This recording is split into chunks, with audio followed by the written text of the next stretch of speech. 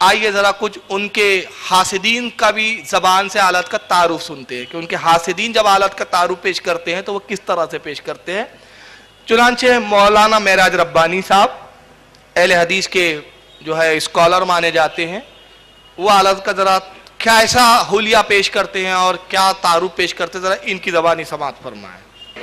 اور ان کا رنگ نہایت ہی سیاہ تھا، کالا تھا۔ ان کے مخالفین اکثر ان کے چہروں کی سیاہی کا تانا دیا کرتے تھے، اور ان کے خلاف لکھی جانے والی ایک کتاب کا نام ہی انہی کے اس پر ہے کہ الطین اللازب علی الاسود الکاذب، یعنی کالے جھوٹے کے چہرے پر چپک جانے والی مٹی۔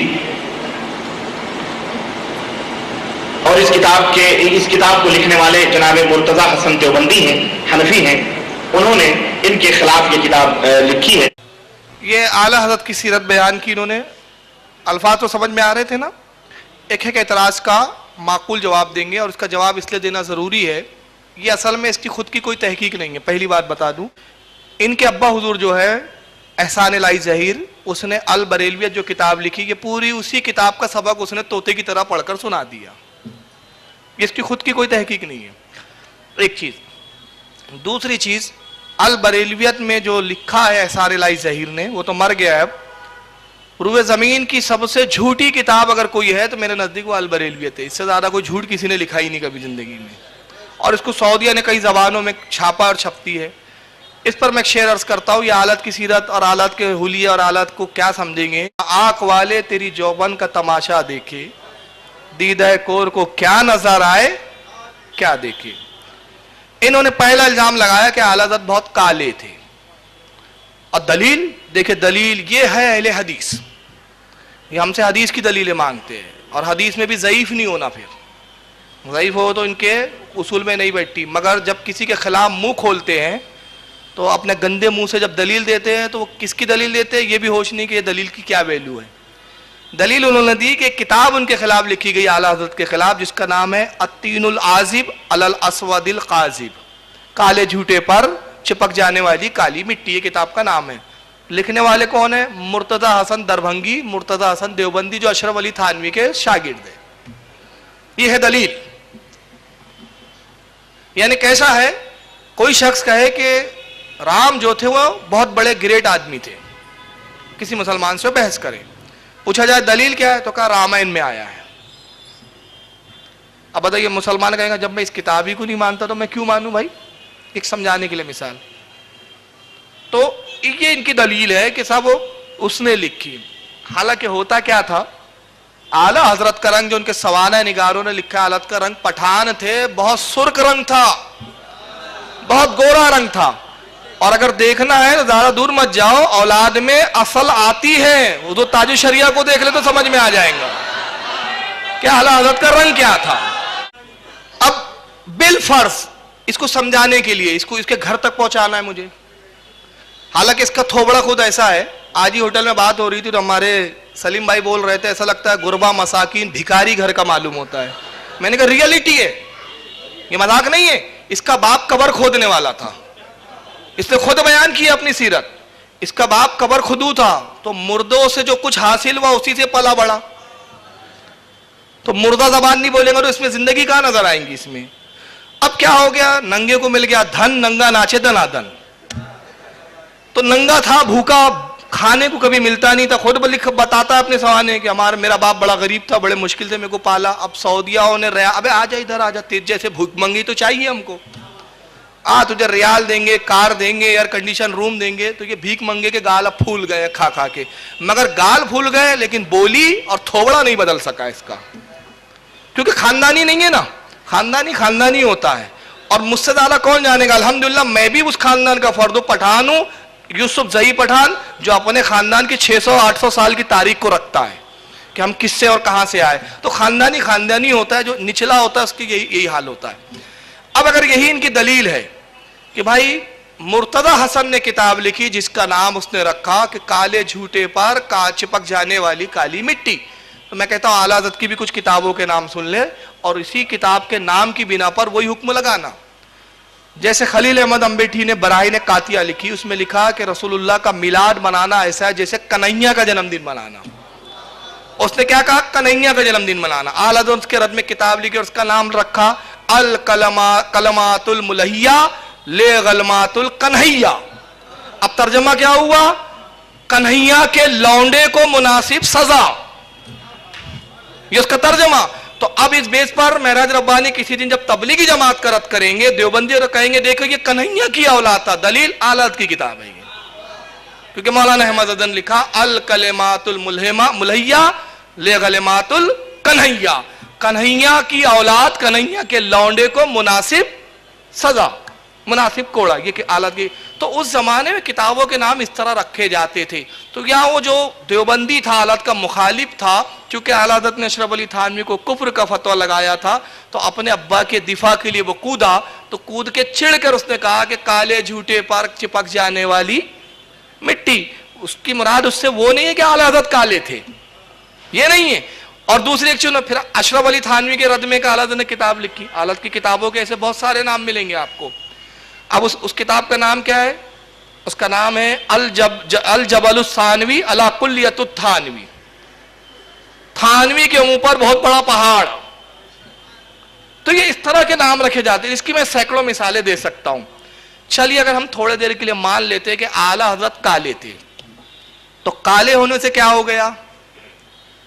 کیا پرابلم آ گئی بھائی؟ رنگ روپ تو اللہ پیدا کرتا ہے. تو جب تم اعلیٰ کی کتابوں کا جواب نہ دے سکے تو اتنی نچلی حرکت پر اتر آئے ہو تم. اب میں بتاتا ہوں کالے کا مقام کیا ہوتا ہے. ہمارے یہاں رنگ روگن کو نہیں دیکھا جاتا. اللہ تعالیٰ فرماتا ہے میں تمہارے تقوی کو دیکھتا ہوں، تمہارے قبیلے، تمہارے خاندان، تمہارے چہروں کو نہیں دیکھتا. ایک صحابی رسول ہے، بڑا پیارا واقعہ سن لے. آج انشاءاللہ دیر تک جلسہ چلے گا انشاءاللہ، بلا 2 DVD بن جائے اس کی. آج ایک صحابی رسول ہے جن کا نام ہے اسود. کیا نام ہے؟ اسود. اسود کے معنی کیا ہوتے ہیں؟ حجر اسود نام سنا ہے نا؟ حجر یعنی پتھر، اسود یعنی کالا. ان کو اسود کیوں کہتے تھے؟ جیسے ہمارے یہاں کسی کالے کو کہتے ہیں کلو، کلوا بولتے ہیں نا، یو پی میں کلوا چلتا ہے.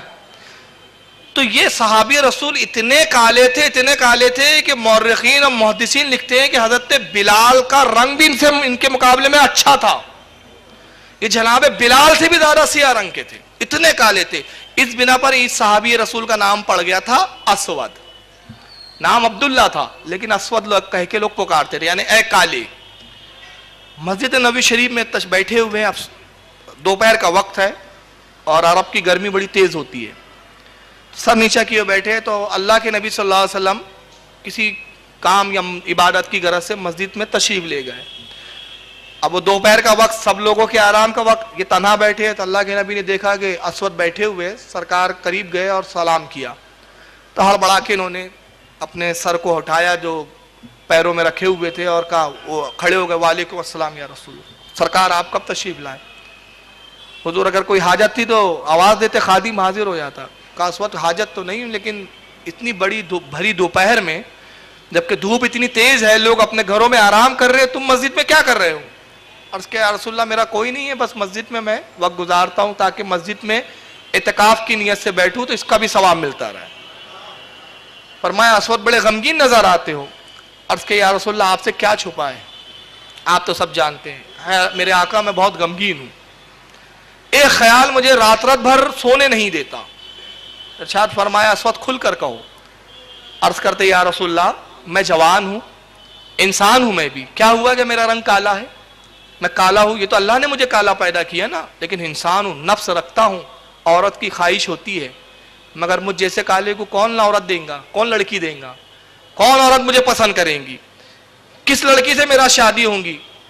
اور میں خواہش نکاح رکھتا ہوں اللہ کے نبی، اور حال یہ ہے کہ میرا رنگ کا یہ حال ہے. مفلسی کا یہ حال ہے کہ ملتا ہے تو کھا لیتا ہوں ورنہ بھوکا بھی رہنا پڑتا ہے. تو میں افسوس کرتا ہوں کہ میرا کیا ہوگا. تو اللہ کے نبی مسکرائے کہا اسود کالے ہونے پہ فکر نہ کر، تو میرا غلام ہے، اس پہ فخر کر، تو میرا غلام ہے. اور آقا کو کب گوارا ہے کہ اپنے غلام کو غمگین دیکھے. جا تیرے پاس کوئی سواری کا سامان ہے؟ عرض کہ یا رسول اللہ میرے پاس گھوڑا ہے. فرمایا جاؤ گھوڑا لے کر آؤ. اور سنو جب گھر کی طرف گھوڑا لے جانے جاؤ تو کسی لکھنے والے کو بھیج دینا کہ اللہ کے نبی نے بلایا ہے، جب تک کہ تو گھوڑا لائے میں فرمان لکھ دو. حضرت اسود گئے. حضرت علی کا گھر سب سے قریب پڑتا تھا، مسجد نبوی سے لگ کر آج بھی ہے. مولا کائنات کے دروازے کو کھٹکھٹایا, حضرت علی باہر نکلے. اسود کیا بات ہے, اللہ کے نبی نے بلایا ہے, آپ لکھنا جانتے ہیں, رسول اللہ کچھ لکھوانا چاہتے ہیں. قلم دوار لے کے حضرت علی پہنچ گئے. ادھر حضرت اسود گھر گئے, گھوڑے کو لیا, گھوڑا لے کے مسجد نبوی میں حاضر ہوئے. سرکار میں حاضر ہوں, کیا حکم ہے. اس وقت تک حضرت علی کے ذریعے اللہ کے نبی ایک تحریر لکھوا چکے تھے. تحریر کیا تھی؟ بادشاہ حبش کے نام, شہنشاہ حبش کے نام تحریر تھی. شہنشاہ حبش اسلام لا چکا تھا, اس وقت مسلمان تھا. تحریر یہ دی گئی, اس کی ایک حسین و جمیل شہزادی, صاحبزادی, جو شہزادی تھی, بادشاہ کی بیٹی. اللہ کے نبی نے تحریر میں لکھا, من جانب محمد رسول اللہ صلی اللہ علیہ وسلم کی طرف سے بادشاہ حبش کی طرف, اے بادشاہ حبش, یہ میرا بڑا چہیتا غلام ہے, تجھے حکم دیا جاتا ہے کہ اپنی بیٹی کا نکاح میرے غلام اسود سے کر دے. یہ تحریر تھی. اسود نے تو تحریر پڑھی نہیں, یہ تحریر میں لکھا تھا, میں نے بتا دیا مضمون یہ تھا. اسود کو دے دیا, کہا حبش کے شہنشاہ کے پاس جانا, اس کو یہ میرا پیغام دینا, تیرا کام ہو جائے گا. اسود خوشی خوشی گئے. اب سوچ رہے بھائی لکھا ہوں گا سرکار نے, کوئی کنیز دے دے اس کو. تصور تو یہی تھا, حبش کے شہنشاہ کو یہی لکھا ہوں گا, کنیز دے دے. تصور بھی نہیں, شہزادی کے بارے میں لکھا ہوں گا آقا نے. گھوڑا دوڑاتے ہوئے بڑے تیزی کے ساتھ سفر کرتے ہوئے حبش پہنچے. اور پہنچنے کے بعد جب شہنشاہ حبش کے دربار حاضر ہوئے, کہا کہ میں رسول اللہ کا پیغام لایا ہوں. شہنشاہ حبش ادب سے کھڑا ہو گیا, کہا میرے آقا کا کیا پیغام ہے, تحریر پیش کی جائے. تحریر پیشی اس نے اپنی آنکھوں سے لگایا, بوسہ دیا. پھر اپنے وزیر سے کہتا ہے باواز بلند پڑھی جائے. وزیر نے تحریر لی اور پڑھا, تو فرمان یہی تھا کہ شہنشاہ حبش کی طرف, محمد رسول اللہ کی طرف سے شہنشاہ حبش کی جانب اپنی شہزادی کو میرے غلام اسود کے نکاح میں دے دے, یہ میرا حکم ہے.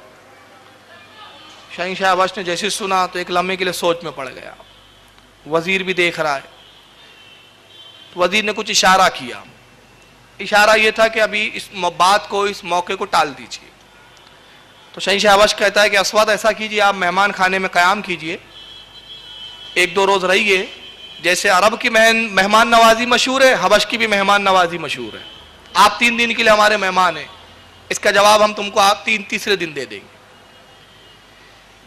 ان کو تو مہمان خانے میں روانہ کر دیا گیا. اب ادھر بادشاہ وزیر سے مشورہ کر رہا ہے. تو وزیر کہتا ہے حضور یہ کیا کر رہے ہیں آپ, مانا کہ رسول اللہ کا حکم ہے, ہم رسول اللہ کو راضی کر لیں گے, اور اگر اس پر کوئی گناہ ہوتا ہے تو ہم کفارہ بھی ادا کر دیں گے. رسول اللہ کی بارگاہ میں ہم اتنا مال پیش کریں گے کہ آقا راضی ہو جائیں گے. مگر یہ مت کیجئے کہ اپنی اتنی حسین و جمیل, جس کے لیے بڑے بڑے شہزادوں کے پیغامات آ رہے ہیں, اور ابھی ہم اسی پہ غور کر رہے تھے کہ کس ملک کے بادشاہ کو, کس ملک کے شہزادے کو دیا جائے, تو اس کالے کلوٹے غلام کو کیسے دیا جا سکتا ہے شہزادی, آپ انکار کر دیجئے. کہا یہ رسول اللہ کا فرمان ہے. کہا وہ مجھ پہ چھوڑ دیجئے, میں رسول اللہ کو راضی کرنے کی ذمہ داری لیتا ہوں. وزیر نے ورگلا دیا. نتیجہ یہ ہوا کہ 3 دن کے بعد جناب اسود کو دربار میں طلب کیا گیا. اسود پہنچے. کہا کہ حضور کیا حکم ہے. کہا کہ رسول اللہ کو میرا سلام کہنا اور کہنا اے آقا صلی اللہ علیہ وسلم, میں آپ سے اتنی محبت کرتا ہوں کہ سرکار اگر آپ کہیں تو میں اپنا دل سینے سے چیر کر نکال کر آپ کے قدموں میں ڈال دوں, مگر یہ میری بیٹی کا معاملہ میرے ہاتھ میں نہیں ہے, کیونکہ اس کی بھی خواہش ہے, اس کے بھی ارمان ہیں, اس کے بھی کچھ خواب ہے, اس کی بھی کچھ جو ہے تمنائیں ہیں. اے اللہ کے نبی میں یہ نہیں کر سکتا, سرکار مجھے اس کے لیے معاف فرمائے. حضرت اسود غمگین ہو گئے, سلام کیا, فرمان کو لیا رسول اللہ کے, نکل پڑے. اب جس تیزی کے ساتھ گئے تھے, اب وہ رفتار میں وہ تیزی نہیں تھی, کیونکہ جانے میں خوشی تھی, آنے میں اب غم تھا. جناب اسود آہستہ آہستہ گھوڑے سے چلے آ رہے. کچھ دور کا سفر کیا تھا کہ دیکھتے ہیں کہ ایک گھوڑ سوار پیچھے سے دوڑا چلا آ رہا, آواز دیتا اسود رک جاؤ, اسود رک جاؤ. اسود رک گئے. آیا وہ سوار قریب, چہرے پہ نقاب ڈلا ہوا تھا, گھوڑے پہ سوار تھا. کہا اسود غمگین مت جاؤ, جاؤ مدینے میں پہنچنا, رسول اللہ سے کہنا کہ نکاح ہونے والا ہے, اور اے اسود جائیے نکاح کی تیاری کیجیے. کہا تو کون ہے جو کہہ رہا ہے کہ نکاح, ارے جس کی بیٹی اس نے انکار کر دیا. کہا ہاں یہ نکاح ہوگا, اور اس میں بادشاہ بھی مداخلت نہیں کر سکتا. کہا تو کون ہے کہ جو اتنی ذمہ داری سے کہہ رہا ہے. نقاب پوش نے نقاب جیسی ہٹایا تو وہ خود شہزادی ہے. کہا مجھے معلوم ہوا کہ رسول اللہ کا حکم آیا اور میرے باپ نے انکار کر دیا، میں آقا کی کنیز ہوں، میرے آقا کا فرمان جھوٹا ہو جائے مجھے منظور نہیں ہے۔ باپ کا قول، باپ کا فرمان ٹھکرایا جا سکتا ہے، رسول اللہ کا فرمان نہیں ٹھکرایا جا سکتا۔ جائیے اس وقت نکاح کی تیاری کیجئے، قسم وعدہ لا شریک کی، اگر رسول اللہ نے آپ کو میرا شوہر بنانا منظور کیا ہے تو اس میں ضرور خوبیاں اور حکمتیں ہوں گی، آپ تیاری کیجئے۔ اور چونکہ میں بالغ ہوں تو شریعت نے بالغ عورت کو، لڑکی کو حق دیا ہے کہ وہ چاہے تو اپنے پسند کا شوہر کرے، اب وہ بھاگ کے نہ کرے، بھئی یہ مسئلہ مت سمجھ لینا۔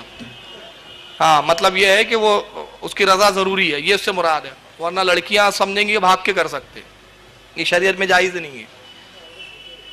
جناب اسود خوشی خوشی آتے ہیں، آنے کے بعد رسول اللہ کو یہ پیغام پہنچایا، سرکار نے فرمایا اسود شادی کے لیے کیا ہے؟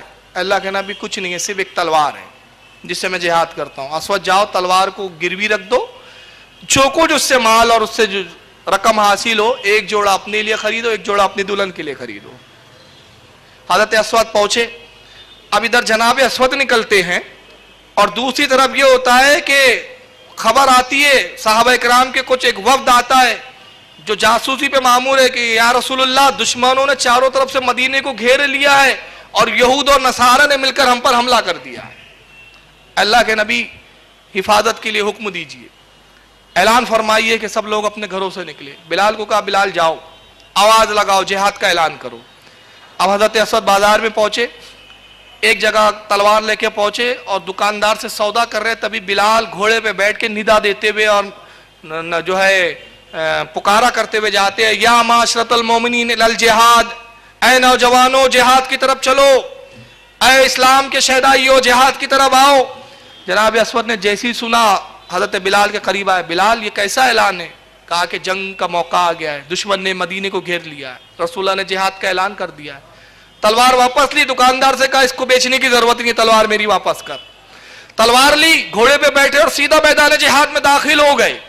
نبی پاک صلی اللہ علیہ وسلم بھی تشریف فرما ہے، جنگ ہوتی رہی، جنگ چلتی رہی، دشمن کی تعداد زیادہ تھی۔ اللہ کے نبی نے حبش کے شہنشاہ کو پیغام بھیجا کہ مسلمانوں کی مدد کے لیے فوراً نکل، کوچ کر۔ حبش کا شہنشاہ بھی آتا ہے فوج لے کر۔ جنگ ہوئی یہاں تک کہ دشمن پسپا ہوئے اور اسلام کو عظیم الشان فتح سے نوازا گیا۔ جب فتح ہوتی ہے تو اللہ کے نبی نے فرمایا شہداء کی لاشوں کو جمع کرو، شہداء کی لاشوں کے جنازے پڑھے جائیں گے، نماز جنازہ، میں خود اپنے دست مبارک سے ان کو قبروں میں رکھوں گا۔ لاشیں جمع کی گئی تو اس میں جناب اسود کی بھی لاش تھی، آپ بھی شہید ہو چکے تھے۔ اللہ کے نبی صلی اللہ علیہ وسلم کی آنکھوں میں آنسو آ گئے، فرمایا یہ وہ شخص تھا جو دلہا بننے جا رہا تھا اور شہادت اس کا مقدر تھی۔ اپنے دست مبارک سے قبر میں رکھا اللہ کے نبی نے۔ شہنشاہ حبش بھی وہاں کھڑا ہوا اس منظر کو دیکھ رہا، یہی اسود تھا جو میری بیٹی کا پیغام لے کر آیا تھا اور آج حال یہ ہے کہ اللہ کی راہ میں شہید ہو چکا ہے۔ نبی پاک نے اپنے دست مبارک سے قبر میں رکھا اور پھر آسمان کی طرف رسول اللہ دیکھتے ہیں اور مسکراتے ہیں، پھر اسود کو دیکھتے ہیں مسکراتے ہیں، پھر آسمان کو دیکھتے ہیں مسکراتے ہیں۔ عرض کہ یا رسول اللہ آپ آسمان کی طرف کیوں مسکراتے ہیں دیکھ کے؟ ارشاد فرمایا اے شہنشاہ حبش، ایک لڑکی دینے سے تو نے انکار کیا تھا، قسم اس ذات کی جس کے قبضے میں محمد کی جان ہے، میں دیکھ رہا ہوں 70,000 حور اسود کو حاصل کرنے کے لیے لڑ رہی ہے آپس میں کہ اسود سے پہلے میرا نکاح کروایا جائے، اسود میرے شوہر ہے۔ یہ جناب اسود تھے۔ اسلام نے رنگ کو دیکھا ہے، مقام کو دیکھا ہے۔ یہ دیوبندی اور وہابیوں کی شریعت ہوں گی، اعلی حضرت کا رنگ کالا تھا تو اس سے کیا ہو گیا؟